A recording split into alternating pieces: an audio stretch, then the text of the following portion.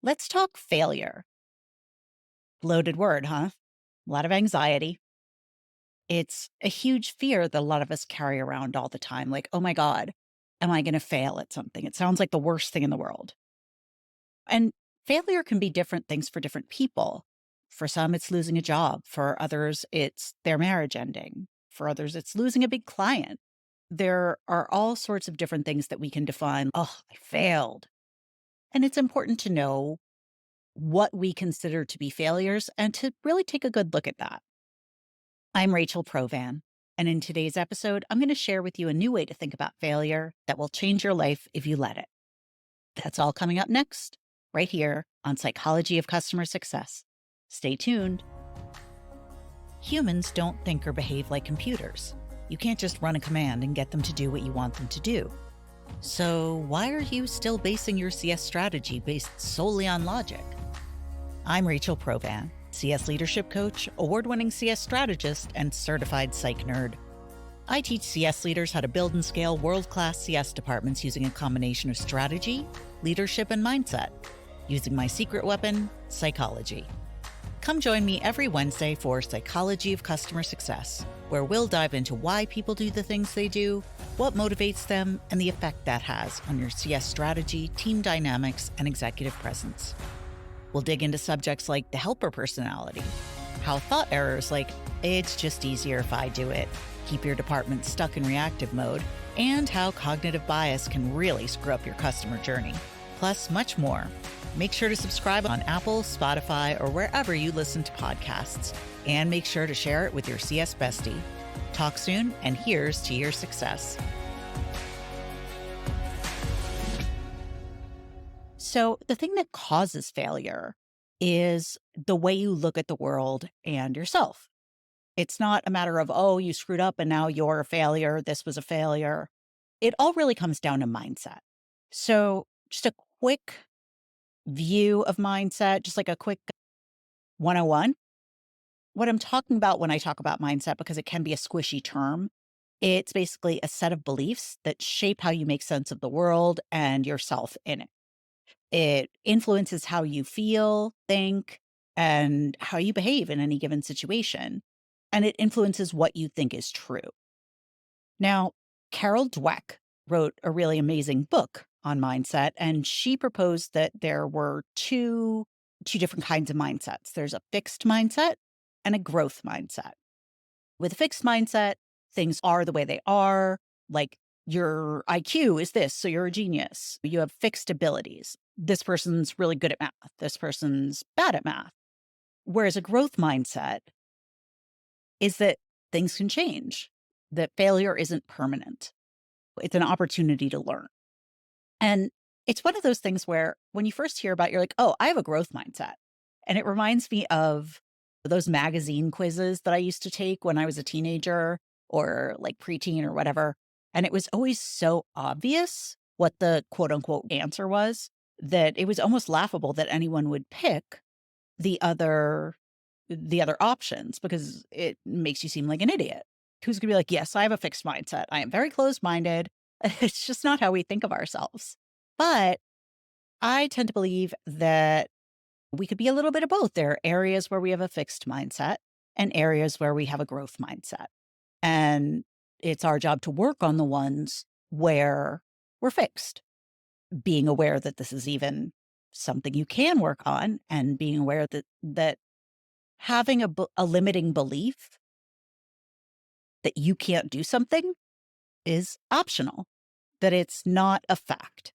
So just knowing that in the first place can be a really great place to start. Now, when I hear about fixed mindset, it's what comes to me, and this isn't really part of the book, is that it's a mindset that's based in fear.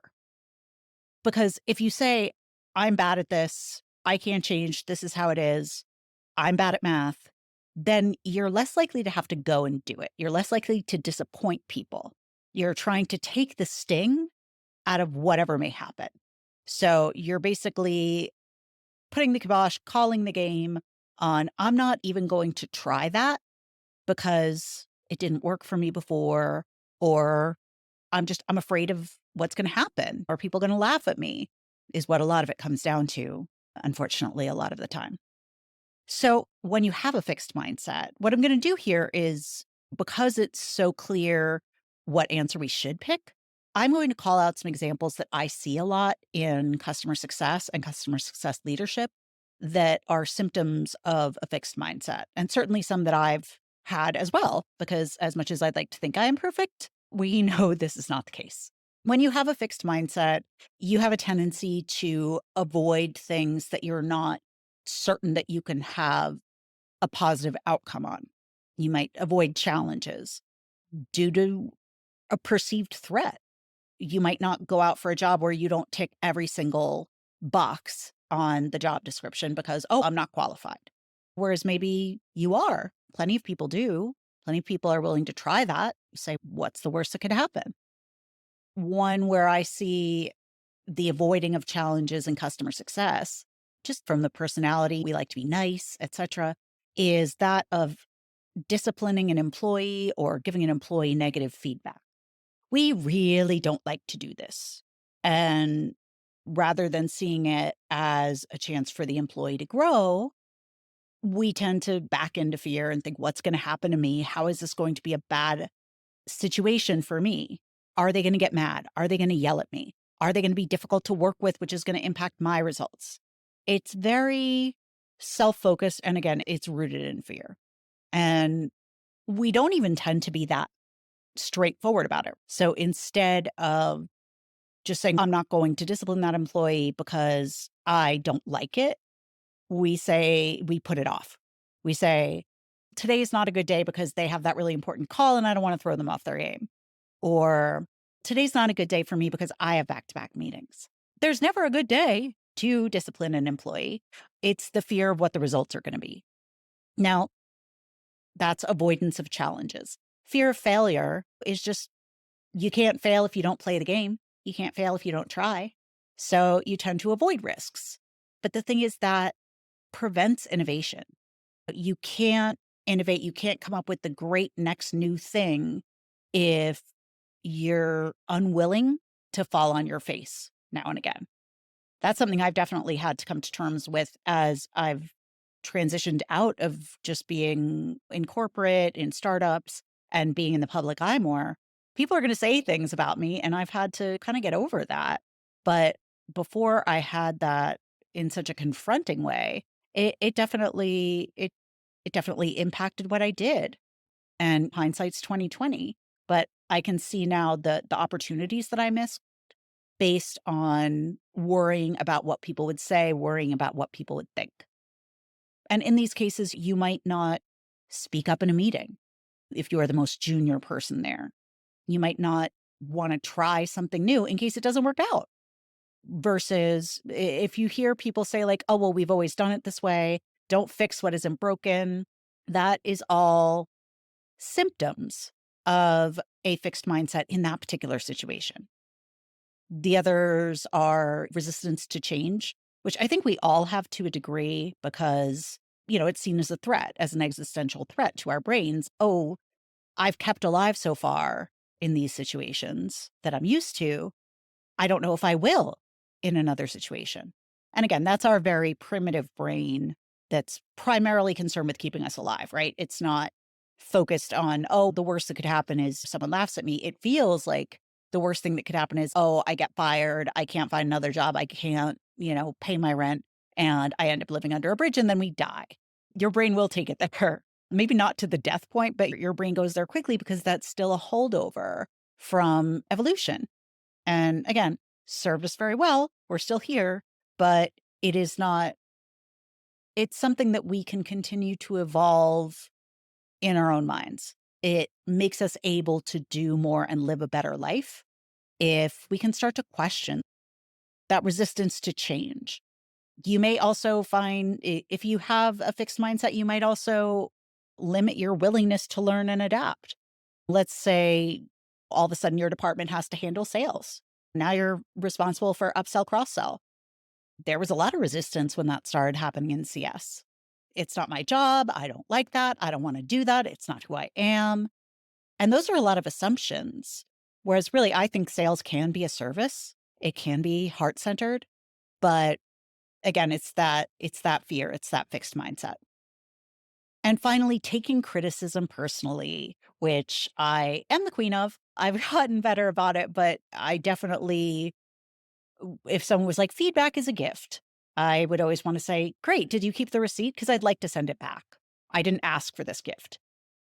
The fact is, most of the time, people are not meaning to insult you. They're trying to help you. They're trying to help you be better. And you'll never get better if you don't understand the areas where you might need to.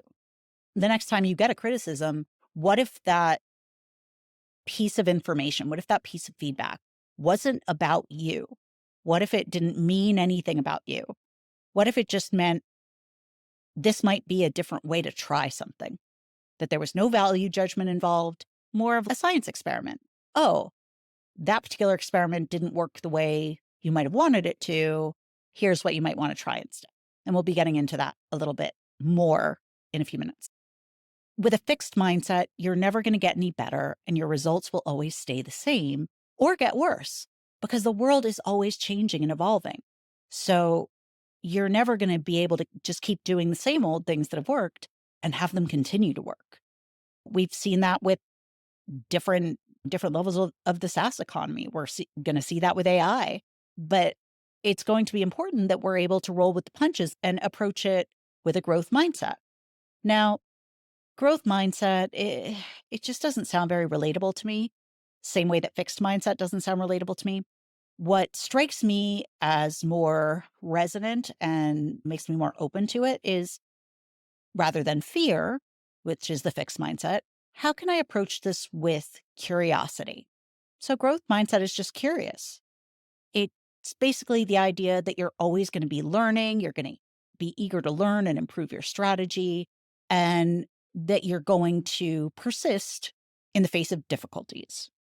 And this is particularly why I wanted to talk about this right now, because it's been a tough time for CS in the past year and a half. And I see how frustrated people are getting. And I am really impressed with the level of stick to itiveness that a lot of people have.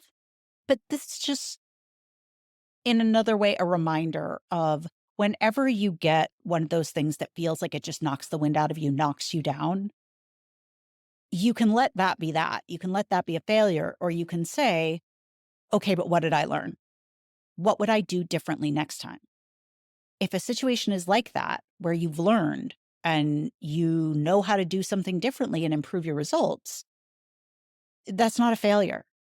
So if you're feeling stuck, if you're in a fixed mindset, the things I brought up at the beginning, what you consider to be failure, losing a job, losing a big client, losing an employee, your marriage breaking up, not making, what you used to make, those are all just results.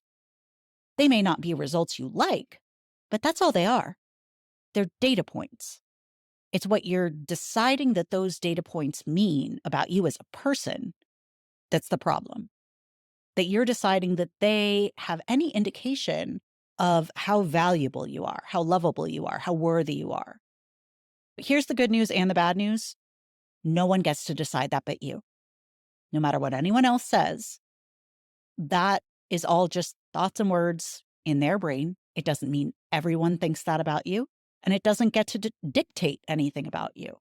Only you get to decide what your worth is. And there is no reason in the world to decide that you're worth nothing. That's a self-fulfilling prophecy. If you decide, I'm worthless, I'm the worst, you're not going to go out there and make your life better, and you're not going to make other people's lives better. If you decide you're worthless because you've done something objectively bad, you've hurt people, you can sit there and be worthless and say, oh, woe is me and I suck. Or you can go out there and start to turn it around and make amends and change things and do better next time. It doesn't have to be set in stone. That's where you can have that growth mindset of, well, what now? We all get bad results sometimes. We're human. We work with the information we have and we make the best decisions we can at the time. And sometimes we choose wrong. Oops, Not only is failure extremely normal, but it is a huge asset if you allow it to be. So, what I like to do is, and it takes me a second, I'm not perfect here, but when something is hard and things don't go the way I want them to, and I feel like, wow, I had huge expectations for this. I thought it was going to go one way and that crashed and burned and I suck. It did not work out. I thought I was going to do great and now I suck. Try and detach and think of everything as a science experiment. Now, scientists look at everything as they have a hypothesis, which is just, hey, I have a thought. I think this might work. And they perform an experiment. Okay, so I'm going to try it out and see if I'm right or wrong. And then from that, they get a result. So, what if scientists decided that they were a failure the first time they didn't get the result they intended? We'd all be stuck back in the house with being scared of COVID, or probably would have died from an ear infection when we were 9 months old or something. With everything you try, you either get the result you wanted or you get the lesson you needed. Every failure is a data point that says, oh, that experiment didn't work. Let's try and figure out why. And when we figure out why, that's going to give us an idea of what might work better. There's I think it's E. E. Cummings saying that's ever tried, ever failed, no matter. Try again, fail better. And that's all you have to be willing to do to understand that a failure isn't necessarily the end. It's just a what now? What next? What did I learn? And how can I try again with this information and not do the exact same thing over and over? Because if you don't take the time to stop and analyze that, you're likely to do the same thing over and over, expecting a different result. And people like to say that's the definition of insanity. It's it's also a natural way to be. We hear if at first you don't succeed, try again. It should be try something else, try something slightly different. It's really when you give in to fear that you keep making those same mistakes. And look, CS can be a hard job. At this moment, a lot of people are out of work. Some have been laid off twice in 12 months, 9 months. And I don't care what a great talk I give you. I understand that's not going to feel great. It's not going to feel like an opportunity. But if you can look at it more like this is a puzzle for me to solve rather than all these things are happening to me. It can be a bit of a stretch to say they're happening for you, but I don't quite go that far. But can you look at it that way? Can you say, because here's the thing, if you keep trying different things, eventually you're going to hit on the right thing. Your success is inevitable so long as you just keep trying and improving and getting a little bit better each time. It's just science. It's just data. It's throwing stuff at the wall and seeing what sticks. And the other way to look at it, the other way to understand how failure is so important is we don't grow when everything's great. We have a tendency to just keep with the status quo because why wouldn't we? Things are going great. I don't want to mess it up. It's when all of a sudden what used to work doesn't work anymore that we have to figure something else out. And to do that, you have to do something you've never done before, think a way you've never thought before. And that's growth. Not just a growth mindset, but that's you growing as a person. That's your next evolution. Often when we keep hitting our head against the same challenge, it's because we've hit upon something that is life's giving us this thing of this is what's in your way. It's time to reach your next evolution. It's time to level up. This is what you're going to have to solve to do that. Sometimes I like to, if someone's really having a hard time and they feel like everything is falling apart, I will tell them about something that my friend and I call being in the goo. Basically, if you think about a caterpillar turns into a butterfly, but they don't just go in for a nice little nap and merge all beautiful. It's not like the very hungry caterpillar, like eat some nice snacks, take a nap, here you are. A caterpillar, actually, it's kind of gross. It digests its own body. So yeah, basically at one point it basically like bites its own head off. I don't really understand it, but it digests its entire body. And at one point inside the chrysalis, it's just this green goo. It completely breaks down in order to be able to reformulate its cells to become what's next. And that caterpillar in that moment doesn't know, oh, cool, I'm becoming a butterfly now. They're like, holy crap, I'm dying. This is the most terrifying thing that has ever happened to anyone. I'm turning into goo. So that's what's happening as you're leveling up. You're in the goo. And sometimes my friend and I will be, oh, how's it going? Oh, I'm in the goo today, where it's just everything is a mess. I don't know what to do next. Everything has fallen apart. That's the goo period, because that's when you're figuring out how you have to transform. It's a transformative process. And that's why setbacks often act as a slingshot. It's inevitable. There's no way around it. Failure is only a sign that it's time to level up. It's time to try something different. There's this saying that first God throws a rock, then a pebble, then a boulder. And that's basically to indicate that God, universe, whatever you want to believe in, life, whatever, is trying to teach you lessons to get you to your next level. And sometimes you're doing something that isn't serving you. And the first time that happens, you get a pebble. So it hurt a little bit. Like, that wasn't great, but okay, I'm gonna keep going. I'm gonna go on my merry way and continue exactly what I've been doing. And the next time, God throws a rock. That hurt more. But if you keep going and keep doing the same thing that is getting you hit with rocks, eventually you get a boulder. And for some people, myself included sometimes, you got to get the boulder before you're willing to accept that it's time for a change.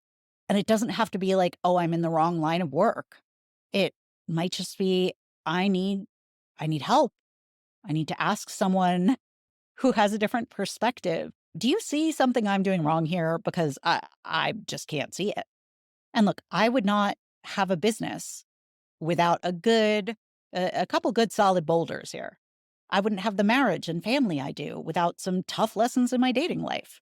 I did a lot of things wrong and fixed them, started doing different things that worked better. And you know what? I wouldn't be a failure if I didn't have those things either. They happen to be my favorite things in my life right now, but I got it wrong a lot. And that's honestly why I teach now, why I teach CS strategy, why I teach mindset, because if you can take a shortcut, if you can get one shortcut here where you don't have to be hit by all the rocks and can learn things faster than I did, that is my hope for you. Because I learned a ton over, 17 years in CS, but it was not an easy climb. There were a lot of mistakes. So it is okay to look at somebody's roadmap and say, I'm going to try that. You may need to adjust a little for your particular landscape, but you don't always have to figure it out on your own. Growth comes from being so uncomfortable, you have to figure it out. And that's why everyone gets to the high points in their life. And they say, you know what? I wouldn't be here if I didn't go through this and this crappy thing. So now I get it, why I had to go through those things. That is the view from the top of the mountain. And, it's not like there's an end. You don't get to the top of life and yay, I win life. But you do level up. It's a continuation of learnings. And when you're in that process, it sucks. But it also means you're on your way. This is what makes it happen, trying something different. And as a final button on this, to make this actionable, look at an area at work where you don't like the results you've gotten so far. What can you do differently? Make it a science experiment. It's okay if you don't immediately know what to do differently, but brainstorm, talk to other people, use ChatGPT, ask others what they've done. You don't have to wait until you're at rock bottom to try something new, to change directions. If you know what you're doing isn't working, what's the worst thing that could happen by changing? Actually, don't answer that. Instead of thinking that, think, what's the best thing that could happen? It's not a question we ask ourselves often enough. We're always worried about the risks, and that's fair. We need to think critically. But often we don't consider what the benefits of something new or something hard or something scary could be, because we're only concerned with, the scary parts or what could go wrong. So that's just the other piece of information I'd like to leave you with. What's the best that could happen? So, thanks so much for joining us today for another episode of Psychology of Customer Success. If you want to level up your CS leadership strategy and mindset, you can go to provansuccess.com/CSLA to get on the early notification list for Customer Success Leadership Academy, which will be relaunching in February. So it's getting close again. Right now, we're in there. We're making progress with our amazing current cohort. They're having all sorts of wins every day. But it'll be time again soon for new people to come in and learn and level up. And if you'd like to work with me on things like this, as well as strategy, because when you combine mindset like this with the right strategy, that's when you really get fireworks. That's when you get real change, not when you just have an idea of what you should be doing. Oh, this is a good strategy, but you're not able to put it in action because of your limiting thoughts, your limiting actions, I'm too busy, I'm too stressed, this is more important than my work. Those are all things that we work on. And that's why I talk about them here, because I don't think people talk enough about sort of the intangibles that get in the way of our success. Again, thank you for joining us. If you enjoyed this, definitely give us 5 stars on iTunes. That really helps. And if you want to say hi, come find me on LinkedIn. We have a podcast page, so you can search for Psychology of Customer Success page on there. Come say hi to me, network with other people, and that's it. So until next time, take care of yourself, get some rest, and don't forget to share this episode with your CS bestie. Talk soon, and here's to your success.